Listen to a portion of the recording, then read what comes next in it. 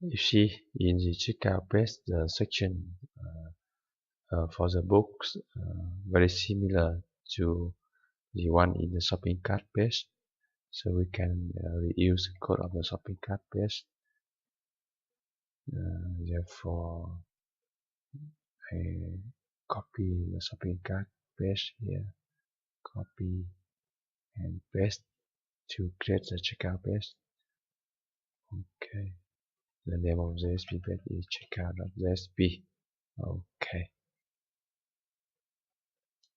and open it, checkout,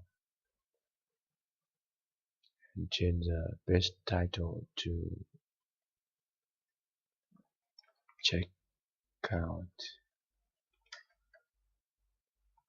online bookstore.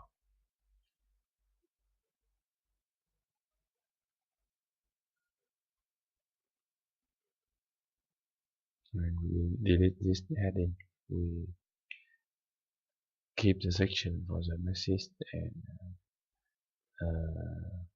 keep the code to check the items in the shopping cart to display the message no items in your cart.